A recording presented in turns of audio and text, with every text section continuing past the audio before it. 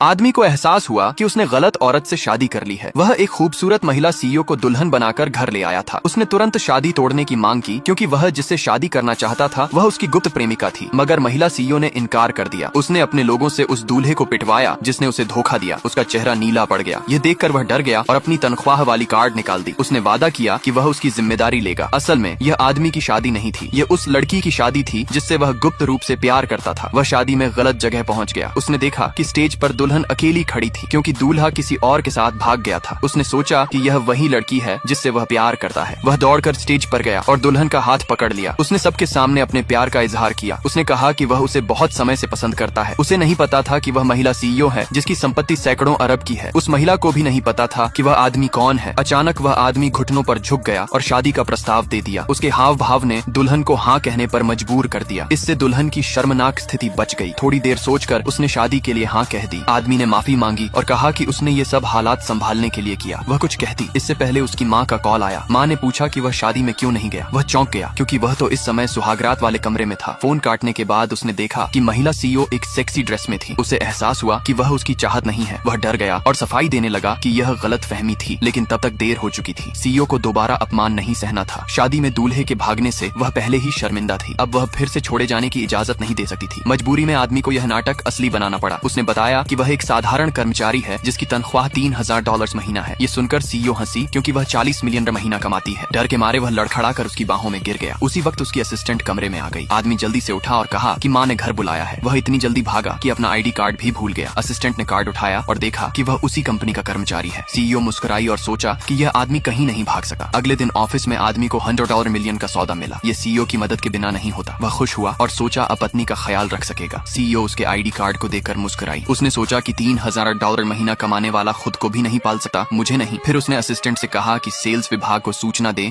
कि इस डील पर 1 मिलियन का बोनस दिया जाएगा। तभी सेल्स मैनेजर अपनी बाहों में उस आदमी की एक्स गर्लफ्रेंड को लेकर आया। उसने सबके सामने उसका मजाक उड़ाया। उसने कहा कि वह कभी छुट्टी पर गिफ्ट नहीं देता था, न ही कपड़े या कॉस्मेटिक खरीद सकता था। अब वह मैनेजर के साथ है और सब कुछ खरीद सकती है। आदमी ने जवाब दिया कि वह पहले ही मैनेजर से चिपकने को बेताब थी। मैनेजर ने उसे थप्पड़ मार दिया और कहा कि वह जिसे चाहे थप्पड़ मार सकता है और उसकी गर्लफ्रेंड चाहे तो वह मना नहीं कर सकता। तभी एक महिला सहकर्मी ने उसका समर्थन किया और कहा कि उसका $100 मिलियन प्रोजेक्ट मैनेजर से बेहतर है। तभी डायरेक्टर आया और कहा कि सीईओ अरबों की डील से खुश है और 1 मिलियन इनाम देगी। सहकर्मी ने उसका हाथ पकड़कर बधाई दी, लेकिन डायरेक्टर ने कहा डील तो मैनेजर ने की थी।